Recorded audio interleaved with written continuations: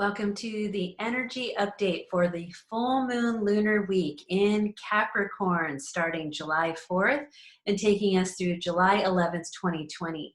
This is the third of 3 consecutive eclipses happening with a lunar eclipse at the full moon on July 4th, 2020. Now, this is a really powerful one, a crescendo of sorts, where three times a charm. Here we go. So the Capricorn full moon is known as the grandmother's moon. So we're talking grandmother energy, ancestors, and the sacred direction of the north on the medicine wheel. And so you're invited this week to call to your ancestors, especially in your maternal side of your family tree. Now, Capricorn is normally the masculine energy or the divine father, but as the moon, the maternal, the ruling planet of Cancer, the mother, is transitioning over Capricorn, the energy morphs into the grandmothers.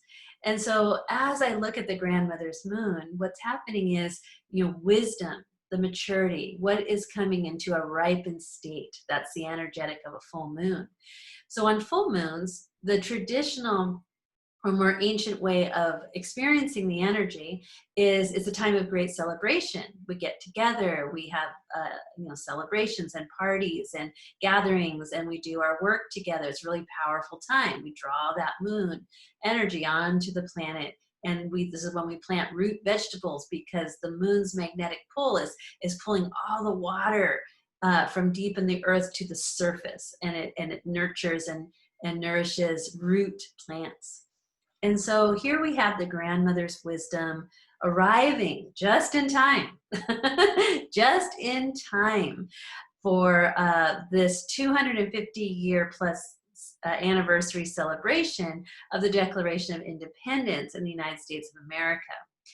And so it's really interesting because this is the first full moon of the Cancer lunar cycle that started on June 20th, summer solstice, another solar eclipse, and an earth holiday, where in the north we experience the longest day of the year, shortest night. It's the traditional battle between the Oak King and the Holly King.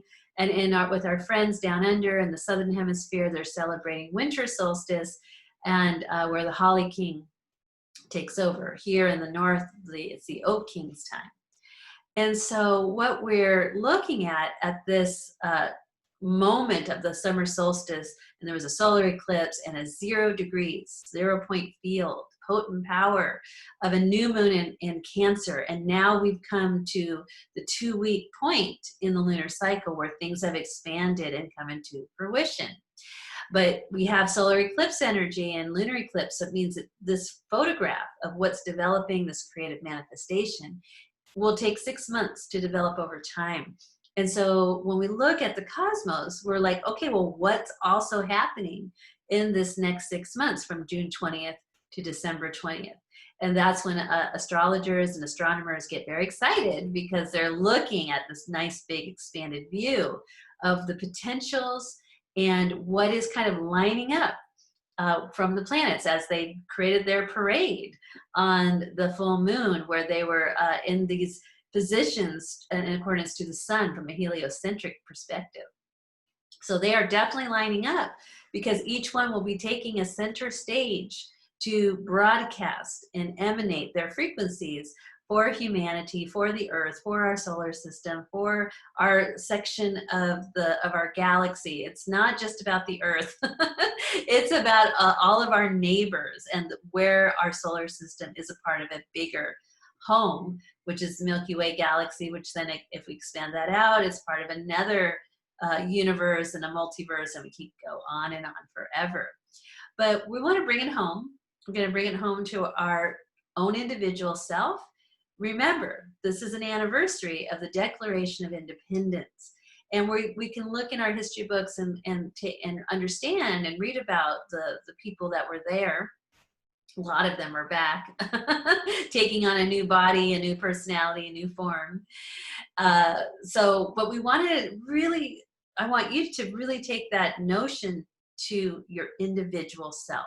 What are you declaring as your independence? What is your pursuit of life, liberty, and that pursuit of happiness? What are your unalienable rights?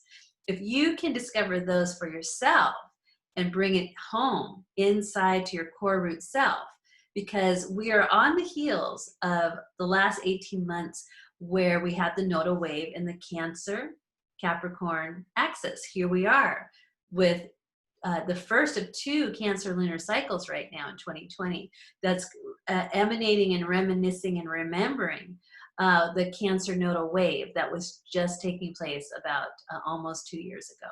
And so we look back 2018, what was happening? What did we learn?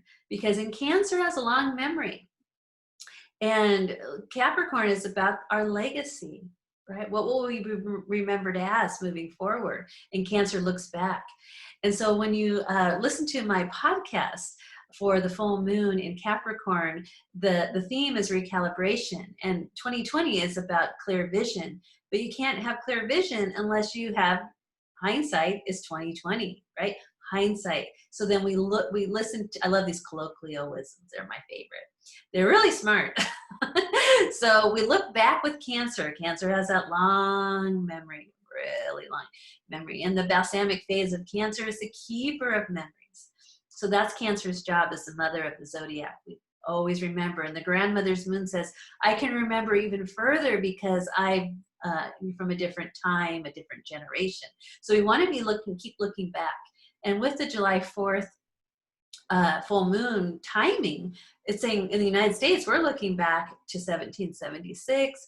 And with Pluto and Saturn, when they joined together at 22 degrees Capricorn, January 12th, 2020, that brought us back to the I think it was the 1600s, about 500 and some years, when the first bank was instituted and the first organized church came in, was in power at that time. And so we go back even further, and then we look at the United States that was being formed at that time by declaring independence against tyranny, right, of Great Britain, right? So we look and these are all archetypes and symbols. And so what is happening is huge. What is happening is huge, not necessarily just outside of us and in our world and the current events and the people that are making headlines and all of that, or the people who are joining in movements and groups and coming out into the streets and doing what they're doing. We want to be able to come really back. Cancer says, go to your root. The moon is symbolic of our core root self. How do we need to be nurtured and bonded with? It's the umbilical cord, right? How we got here. We got here through mama's womb, right? We didn't just arrive. We were gestated 9 months, right? In our mother's womb and out the birth canal, as far as taking on a soul in the human body. And so we come back. Cancer says, go back into that core root self, into that gestational period, into when the sperm met the egg, into that conception, right? And into the birth. And so this is where we need to go to recalibrate. Moving forward as a collective, what are we creating? What are we stepping into as our future?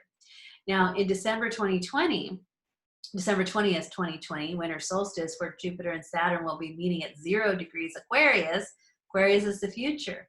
Aquarius is the new Atlantis, a utopic society. Now, Aquarius has that great visionary experience of the water bearer and the consciousness that's needed to create something new. But also there's another side. We're in the Gemini nodal wave. There's 2 realities. The other side of Aquarius, beyond the visionary utopic understanding of our highest hopes and dreams, right? This really beautiful vision. We also have the flip side of Aquarius, which is technology and science, and kind of operating from the head without the heart, right? Just this high logic. And so we have this other game player on the scene, and it's like what do they call it? The technocrats, right? That want to create a new world based on the Internet of Things, right? And, China with the Great Belt Road, reminiscing the Silk Road and connecting everybody through 5G and blah, blah, blah, right? To me, it's a blah, blah, blah, I'm not really interested in the technocratic vision of the future. I'm not into AI and all of that. I get better Wi-Fi connection in nature. I'm more the Gaia Sophia organic timeline version of the future, where we live in community and society, and we're a creative artist, and it's just amazing and beautiful, and we share. That's the high octave of Aquarius is, can I share? The economics of sharing. And we have Uranus, the modern day ruler of Aquarius, in Taurus, in the earth. And so the galaxies are rooting for us to go earth-based organic timeline moving forward, right?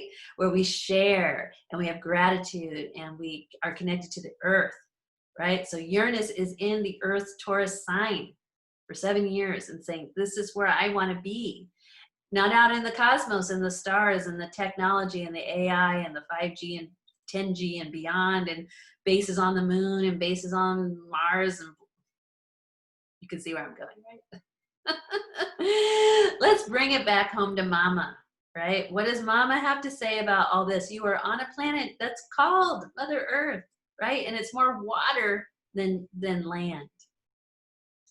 And so we go back into the energy of Cancer, Divine Mother. We kind of tune into Mother Earth, Tara, and we see like, whoa, she's more ocean than water, and Cancer is the ocean, but the shore. Cancer likes to go in and out. And take care of the babies at the shore where we can still touch, right? Not deep water like Pisces and Scorpio. So Cancer says, come where it's warm and it's gentle, and you can go in the water and out onto land. And so there's a lot happening, as you can see, and that's why we have to really understand in this energy update is it's come home to the self. What is your axis mundi? What are you rooting into in the base of your chart? And what are you reaching up to as you branch out into the skies? So get your natal chart out. Of course, always find where the full moon and sun are this week. Cancer, Capricorn, where is that happening in your chart? But then also go into the 4th house and your 10th house, your axis mundi, the midheaven and the root, the IC. What is wanting to be planted to bloom towards the heavens, and as it reaches towards the heavens, it brings it back down onto earth. The axis mundi is where we want to go. So lots of stuff happening, and so I want you to find your ground. And I have personal experience from this particular June 20th summer solstice new moon, and my birthday was part of that. I'm very much connected to this time of the year. And let me tell you, the energies are powerful. And if you are not grounded, right, and you move through your life as everything is same, right, you got to stop for a moment. It's really about coming home, finding your ground, find your balance, set your intentions, understand what's happening around you, understand what's happening within you, tune in, listen, go slow. Summer 2020 is retrogrades, and they'll be with us through October. They kind of start letting up in September, but we have Mars going retrograde September 9th. And Mars, I'm calling the planet of the year, 2020, because as of June 27th, he has entered his home sign of Aries. Fire, passion, courage, fearlessness, brave, warrior, or aggressive, violent, hot-headed, reactive. Boom. Which part of Aries do you want to find yourself? I like the fearless, passionate warrior one. The light worker. All right, so Aries will be in this, Mars will be in his home sign. He's the ruling planet of Aries. He's in his home sign from June 27th, and he doesn't leave the sign of Aries. Check this out. Till January 7th, 2021. So we have this another 6-month kind of window of experiencing the power of Mars in Aries. So I want you to go to my blog post at lunarladies.com and definitely listen to episode 14 of WTF, What the Frequency podcast, where I'm really breaking it down with Mars, working with the shadow, Black Moon Lilith, headed towards Eris, the goddess of discord. So what we do now as of this full moon, the third of 3 eclipses of release, powerful, energetic. What we do now to the next 6 months is the game changer. And my advice to you is to ground, come home, root, find your axis mundi, forget being out and choosing sides and being in the duality, because there's going to be 2 realities, and no matter what comes out in the outer world, because we're in the Gemini nodal wave. And Gemini's a trickster. He'll give you the truth and he'll give you the illusion. And he'll say, which one? Which one? And they're going to look very similar. And you have to feel it out and go, which one do I resonate with? Which one calls to my heart? Which one I feel it in my bones? Go that direction. The other one, just go, thanks for sharing, and whew, bye. Right? Air, Gemini's air. Or use the Sagittarius fire and light it on fire to release it, right? Release the genie. Get rid of the trapped energy that's kind of wound really tight in the Sagittarius South Node, which is the inversion of Sagittarius, which looks like dogma, religion, too much intellectualism, not enough heart. You want spirit, you want a spiritual path, you want the Fool and the Tarot that's knows he has everything he needs just for today, and he goes for it. Right? The Traveler, the Wandering Minstrel, right? Lots more to say. So this is the week of bringing things into an expanded state so that what needs to go can go. So release powerfully under the energetics of the full moon week. And so once you release things, what you're doing is you're freeing energy, declaring independence, and that energy can then be reformatted, recalibrated, and come back to you to where you make it into a new form that's in a higher frequency that you can create with and bring yourself into a more evolved state. So go to my website, lunarladies.com, subscribe to this channel for weekly energy updates. And then what I really want you to do is I want you to go to club.lunarladies.com and request to join our free community. Join us in the Lunar Ladies Club. And then if you get there and you like it and you're having a good time and you're like, I'm ready, Shannon, I'm ready to go learn my chart, put it into action, do what I came to do, and be on fire. Then you say, hey, Shannon, I want to join your inner circle. And I say, here's the link, get you in there. You're in the inner circle, right? And then we get down to business. It's the soul gym, get you super strong, light your soul on fire. And that's the kind of fire we want in the world. Not explosive, violent, aggressive. You know, it has its place. It helps free energy very quickly. But we want to have our senses. We want to be connected to our hearts. We want to be grounded. We want to have the help of our ancestors. We want to have the help of the support circle of our soul tribe, or those that we resonate with, you know, like heart, like mind, birds of a feather. They flock together, you know. So join me again next week. I'll have an energy update for the 3rd quarter moon. But in the meantime, go to lunarladies.com, read the blog post. I have links in the show in the notes here, as well as have some fun, go for a walk, listen to episode 14 of WTF What's Frequency podcast, where I'm breaking it down, Mars, and showing you how to do the recalibration. Bye for now.